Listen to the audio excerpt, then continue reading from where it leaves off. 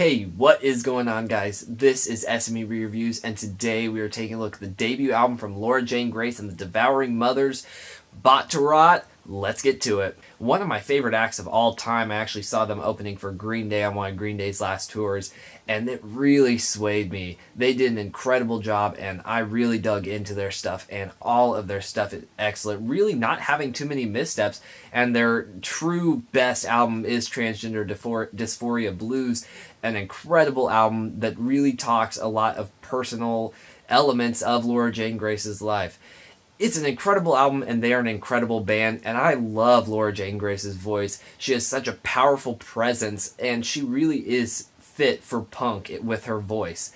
And so, honestly, the Devouring Mothers is a little different. Her and the Devouring Mothers definitely do make something a little different, a little less political, but that doesn't mean it's bad. It's a much different take. She takes a big step away from necessarily introspection and politics, and really just delivers a fun album. And that's not to say that nothing's personal. There actually is a lot of personal stuff, but it's not as much digging deep.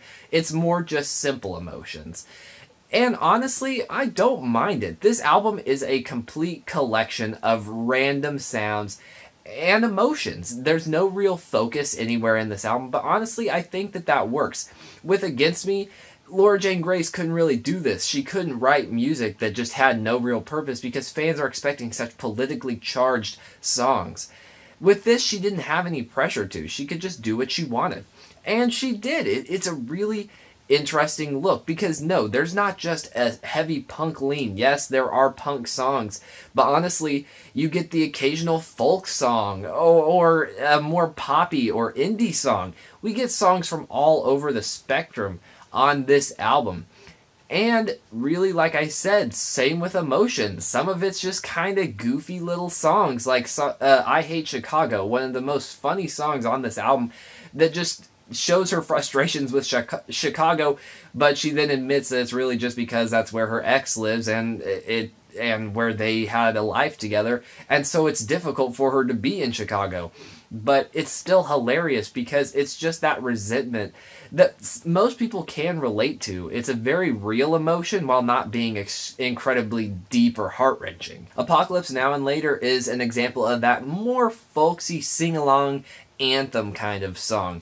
It definitely obviously has some slight punk tendencies to it, but it isn't just a straight punk song. It definitely sounds like something that you'd pull up like an acoustic guitar at a campfire, and it really is a compliment to this album because there are so many different styles. Now, yes, it does lack cohesion. I do have to point that out. It is a legitimate thing that is wrong with this album, but also with how random and how many random snapshots there are of her life and of her music style and influences, it somehow still works. It just feels like a scrapbook, if anything, where it's random events in a big compilation of them, and yet it still works and it still sounds good. Yes, like I said, there is a lack of cohesion because there's not really just an overarching theme or sound to the album. But I also think that that's kind of the point, and it still sounds good. So, honestly, it's a hard thing for me to fault. A point that I have to point out, but a hard thing to really knock. And as I said, she does get introspective, but never so deep or really thought-provoking. It's fairly simple stuff. We get a lot of songs about how she messes up her friendships, like on the Apology song. Yes, it's an apology song to friends that she's ruined her relationships with. And I think it's just such a simple song, but it still works. And we see a lot of songs that are just the blank song, the airplane song, the hotel song, the apology song, like I mentioned. And it just kind of shows that this album wasn't really overthought.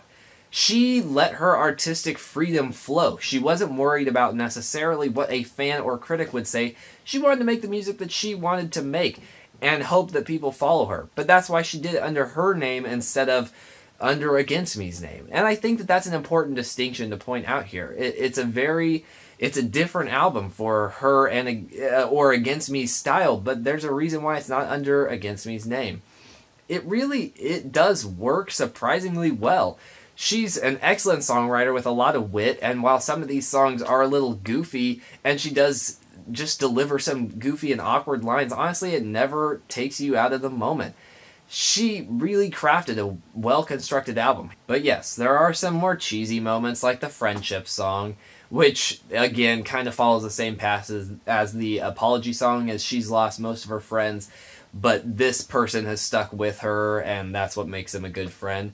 And it's a fine song. It is cheesy, and again, it's one of those things where it really is in the context of the album. The album is meant to be a little goofy and just something for her to make what she wants to make.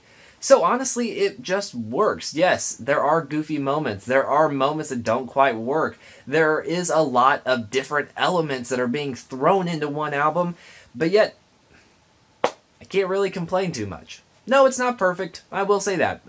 There have been multiple complaints that I've pointed out. The cheesiness, the randomness of the sounds. But ultimately, it's just a fun album, and that's what it's meant to be. And I think that that's important, to recognize its purpose and what it was made for. So, ultimately, like I said, not perfect, but still a really good, catchy, fun album. It really is just a fun album. So I'm going to give it an 8 out of 10. I'll admit, I even kind of considered it a 7.5, so somewhere in there. But what did you guys think? Please let me know down below. Also, is there anything you can do to improve the quality of my video or any upcoming albums you'd like me to check out? Please let me know, again, down below. I do have a Twitter if you want to check that out. I just do music reviews. And hey, I gotta say it, the day I'm releasing this, or maybe tomorrow, November 6th in the US, people go out and vote. It's important. Do it. Besides that, thank you guys so much for watching. I'll see you guys later.